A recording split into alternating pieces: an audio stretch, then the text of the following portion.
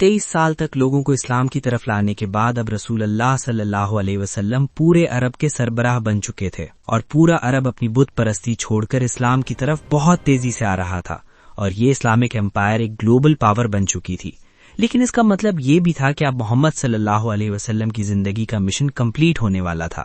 عرب فتح کرنے کے بعد یہ خبر پوری دنیا تک پہنچی کہ عرب میں ایک نبی آیا ہے جس نے پہلی بار پورے عرب کو ایک ہی خدا کے نام پر یونائٹ کر دیا، جس کے بعد پوری دنیا میں آپ صلی اللہ علیہ وسلم کے بارے میں ڈسکشن ہونے لگی، اور لوگ آپ صلی اللہ علیہ وسلم کے بارے میں جاننے کے لیے دور دور سے آنے لگے،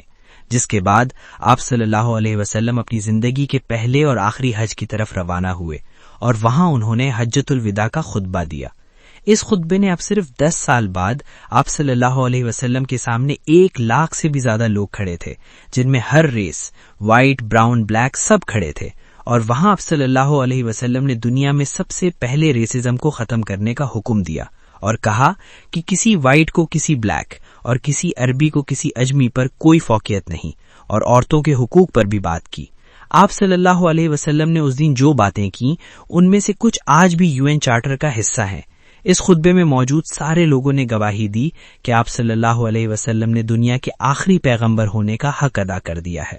حج کرنے کے بعد آپ صلی اللہ علیہ وسلم مکہ سے مدینہ کی طرف روانہ ہوئے۔ رستے میں آپ صلی اللہ علیہ وسلم نے مسلمانوں کے اس پورے قافلے کو غدی خوم کا مشہور خطبہ دیا، جس میں ہزاروں مسلمانوں کے سامنے آپ صلی اللہ علیہ وسلم نے فرمایا کہ جس کا مولا میں ہوں اس کا مولا علی ہے۔ اس سے پہلے غزوہ تبوک کے موقع پر آپ صلی اللہ علیہ وسلم حضرت علی رضی اللہ تعالیٰ عنہ کو اپنی جگہ مدینہ کا لیڈر بنا کر بھی گئے تھے، اور آپ صلی اللہ علیہ وسلم نے فرمایا تھا، علی کی نسبت میرے ساتھ ایسی ہی ہے جیسے ہارون علیہ السلام کی موسیٰ علیہ السلام کے ساتھ تھی، لیکن میرے بعد کوئی نبی نہیں آئے گا۔ آپ صلی اللہ علیہ وسلم نے واپس مدینہ آ کر ایک فوج رومن امپائر سے جنگ کے لیے دوبارہ تیار کی، تاکہ وہ جنگ مطاع میں شہید ہونے والے مسلمانوں کا بدلہ لے سکیں، اور اس فوج کا لیڈر زید بن حارث کے بیٹے اسامہ کو بنایا، کیونکہ ان کے والد زید بن حارث جنگ مطاع میں مسلمانوں کے کمانڈر تھے، اور پھر اسی جنگ میں شہید بھی ہوئے تھے۔ لیکن اچانک ایک دن آپ صلی اللہ علیہ وسلم کی بیماری شروع ہوئی، اور آہستہ آہستہ یہ بیماری بڑھتی گئی، جس کے بعد یہ فوج آگے بڑھنے سے رک گئی۔ بہت سخت بیماری کے بعد بھی آپ صلی اللہ علیہ وسلم مسجد نبوی میں مسلمانوں کو نماز کی امامت کراتے رہے، لیکن آخری دنوں میں آپ صلی اللہ علیہ وسلم نماز کی امامت بھی نہ کر سکے، اور ابو بکر رضی اللہ تعالیٰ عنہ کو اپنی جگہ نماز پڑھانے کا حکم دیا۔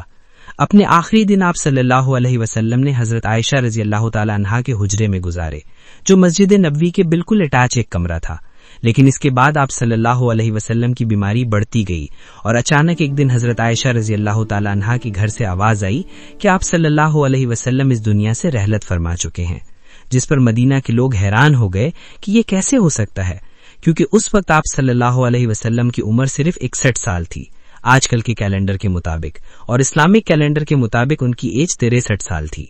آہستہ آہستہ یہ خبر پورے مدینہ میں پھیل دی گئی، اور مدینہ کے لوگ زور زور سے رونے لگے، جس پر حضرت عمر رضی اللہ تعالیٰ عنہ کو غصہ آیا، اور انہوں نے اپنی تلوار نکالی اور کہا کہ جو بھی کہے گا کہ رسول اللہ صلی اللہ علیہ وسلم زندہ نہیں ہے تو میں اس کا سر قلم کر دوں گا۔ وہ حضرت موسیٰ علیہ السلام کی طرح کچھ عرصے کے لیے گئے ہیں اور پھر واپس آ جائیں گے،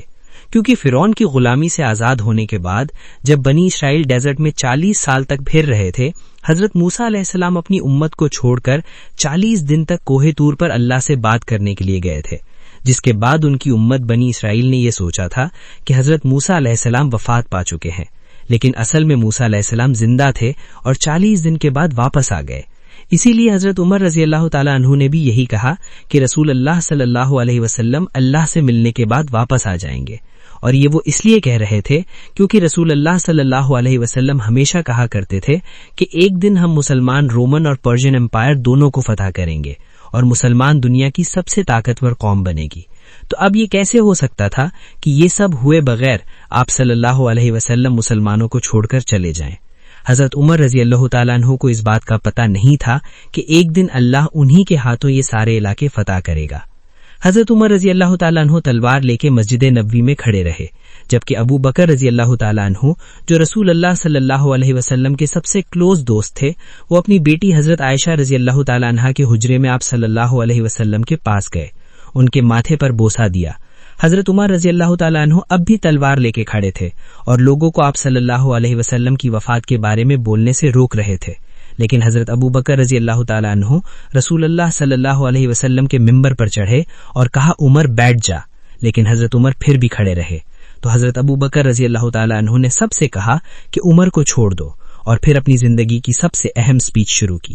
حضرت ابو بکر رضی اللہ تعالیٰ عنہ کے بارے میں سب کو پتا تھا کہ جب بھی آپ صلی اللہ علیہ وسلم کوئی بات کرتے تھے تو سب سے پہلے رونے والے ابو بکر رضی اللہ تعالیٰ عنہ ہوتے تھے، لیکن جس دن سارا مدینہ زور زور سے رو رہا تھا اس دن ابو بکر رضی اللہ تعالیٰ عنہ نے اپنے غم کو کنٹرول کیا، کیونکہ انہیں پتا تھا کہ آج یہ صرف رونے کا دن نہیں ہے بلکہ رسول اللہ صلی اللہ علیہ وسلم کے مشن کو آگے بڑھانے کا دن ہے۔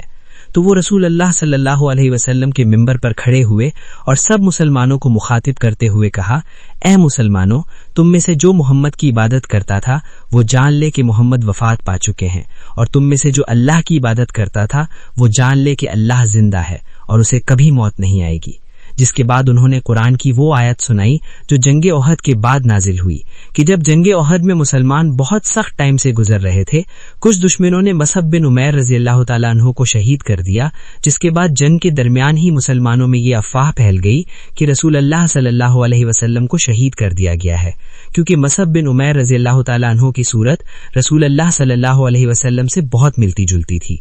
یہ جنگ احد ہجرت کے 3 سال بعد ہوئی تھی، اور ان 3 سالوں میں بھی مسلمان آپ صلی اللہ علیہ وسلم سے اتنے اٹیچ ہو گئے تھے کہ ان کی شہادت کی خبر سنتے ہی مسلمانوں کا سارا حوصلہ ٹوٹ گیا، اور کچھ صحابہ تو جنگ کے درمیان ہی بیٹھ کر رونے لگے، اور مسلمان بالکل جنگ چھوڑنے کے قریب آ گئے۔ جس کے بعد اللہ نے قرآن میں فرمایا تھا کہ محمد تو صرف ایک رسول ہیں جن سے پہلے اور بھی رسول گزر چکے ہیں، تو اگر محمد وفات ہو جائے اور یا انہیں شہید کر دیا جائے تو کیا تم اسلام سے پیچھے ہٹ جاؤ گے؟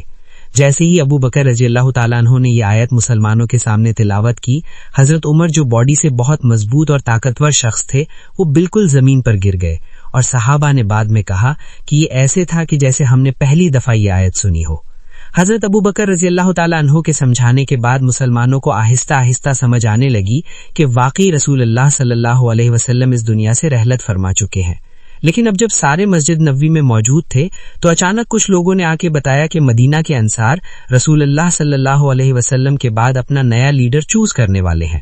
تو حضرت ابو بکر، عمر اور حضرت ابو عبیدہ رضی اللہ تعالیٰ عنہ سیدھا اس میٹنگ کی طرف بڑھے جہاں انہوں نے دیکھا کہ مدینہ کے کافی انصار حضرت سعد بن عبادہ رضی اللہ تعالیٰ عنہ کو بیعت دینے والے ہیں، کیونکہ سعد بن عبادہ مدینہ کے سب سے بڑے قبیلے خزرج کے سردار تھے اور اس اسلامک امپائر کا کیپٹل مدینہ تھا، تو اسی لیے لوگ نیچرلی انہی کو نیکسٹ لیڈر سمجھ رہے تھے۔ لیکن اچانک حضرت ابو بکر اور عمر وہاں پہنچے اور وہاں ساروں کو سمجھانے کی کوشش کی کہ یہ اب وہی پرانی مدینہ کی چھوٹی سی حکومت نہیں رہی، بلکہ یہ اب پورے عرب کی حکومت ہے، اور عرب قریش کے علاوہ کسی کو بھی اپنا لیڈر نہیں مانیں گے، کیونکہ قریش عرب کے سب سے امپورٹنٹ شہر مکہ کے رہنے والے لوگ تھے جن کی پورا عرب بہت عزت کیا کرتا تھا، کیونکہ مکہ میں عرب کی سب سے ہولی سائٹ کعبہ ہے، اور بہت سال پہلے ابرہہ کے 60,000 کے لشکر کو ایک میریکل سے ہرانے کے بعد ان کی عرب میں بہت عزت بن چکی تھی، اور اب محمد صلی اللہ علیہ وسلم بھی اسی قریش قبیلے میں سے تھے، وچ مینز اب قریش ہی عرب کو یونائٹ رکھ سکتا تھا، اور وہاں کھڑے سارے لوگوں نے ان کی بات سے ایگری بھی کیا، جس کے بعد لوگوں نے سعد بن عبادہ رضی اللہ تعالیٰ عنہ کو بیعت دینا چھوڑ دی۔ لیکن یہ بحث پھر بھی جاری تھی کہ کون آپ صلی اللہ علیہ وسلم کے بعد اس اتنی بڑی امپائر کو سنبھالے گا۔ آخر حضرت ابو بکر رضی اللہ تعالیٰ عنہ نے انہیں کہا کہ ہمیں عمر یا ابو عبید میں سے ایک کو اپنا خلیفہ چوز کر لینا چاہیے، لیکن عمر رضی اللہ تعالیٰ عنہ نے حضرت ابو بکر کے ہاتھ پر بیعت کر لی اور کہا آپ سے بہتر اس پوسٹ کے لیے کوئی بھی نہیں ہے، اور انہی کو خلیفہ ڈکلیئر کر دیا۔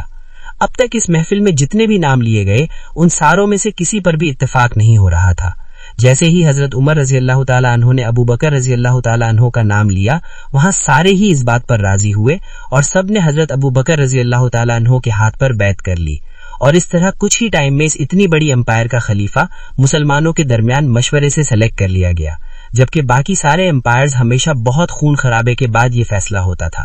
اور آخر حضرت ابو بکر رضی اللہ تعالیٰ عنہ 59 ایئرز کی ایج میں خلیفہ بنے۔ لیکن اس سارے میٹنگ میں ایک شخصیت موجود نہیں تھی، حضرت علی رضی اللہ تعالیٰ عنہ، کیونکہ وہ آپ صلی اللہ علیہ وسلم کی تدفین میں مصروف تھے۔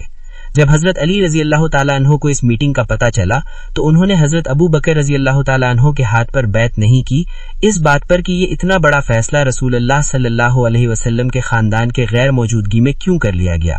جس کے کچھ عرصے بعد حضرت ابو سفیان رضی اللہ تعالیٰ عنہ جو ابھی کچھ ہی عرصہ پہلے مسلمان ہوئے تھے، انہوں نے حضرت علی کے پاس آ کر کہا کہ ابو بکر قریش کے بہت کمزور قبیلے سے ہیں، اگر آپ کہیں تو میں ان کے خلاف ایک فوج جمع کر دیتا ہوں، لیکن حضرت علی نے ان کو ایسا کرنے سے بالکل انکار کر دیا۔ اور اس واقعے کے کچھ عرصے بعد حضرت علی رضی اللہ تعالیٰ عنہ نے سارے مسلمانوں کے سامنے حضرت ابو بکر رضی اللہ تعالیٰ عنہ کے ہاتھ پر بیعت کر لی، اور اس کے بعد اس خلافت کو سنبھالنے اور آگے بڑھانے میں بہت مین کردار ادا کرتے رہے۔ یہ بہت ایک کنٹروورشل مسئلہ ہے، کیونکہ آج تک مسلمانوں کے دو بڑے گروپس کا اس پر اختلاف ہے۔ دنیا کے سارے مسلمانوں میں 87% سنی ہے، جو کہتے ہیں کہ آپ صلی اللہ علیہ وسلم نے اپنی وفات سے پہلے کسی کو اپنا سکسیسر خلیفہ نہیں چنا، اور مسلمانوں نے خود مشورے سے فیصلہ کر کے حضرت ابو بکر رضی اللہ تعالیٰ عنہ کو خلیفہ چن کر بالکل صحیح کیا۔ اور مسلمانوں میں 13% شیعہ ہیں، جو کہتے ہیں کہ نہیں، آپ صلی اللہ علیہ وسلم نے حضرت علی رضی اللہ تعالیٰ عنہ کو غدی خون کے خطبہ میں سارے مسلمانوں کے سامنے فرمایا کہ جس کا مولا میں ہوں اس کا مولا علی ہے۔ بنی خلیفہ بننے کے بعد حضرت ابو بکر رضی اللہ تعالیٰ عنہ اگلے ہی دن اپنی کپڑوں کی دکان پر آئے تو صحابہ نے پوچھا کہ آپ یہاں کیا کر رہے ہیں؟ تو انہوں نے کہا اگر میں کاروبار نہیں کروں گا تو اپنی فیملی کو کیسے کھلاؤں گا؟ جس پر مسلمانوں نے کہا کہ ہم آپ کی کوئی تنخواہ سیلری سیٹ کر دیتے ہیں، جس پر ابو بکر رضی اللہ تعالیٰ عنہ نے کہا تو پھر میری سیلری ایک عام مزدور کے سیلری کے برابر سیٹ کی جائے۔ لیکن صحابہ نے کہا کہ مزدور کی سیلری تو بہت کم ہوتی ہے، تو حضرت ابو بکر رضی اللہ تعالیٰ عنہ نے کہا تو پھر مزدور کی سیلری کو بڑھایا جائے۔ اور اس طرح ان پرنسپلز پر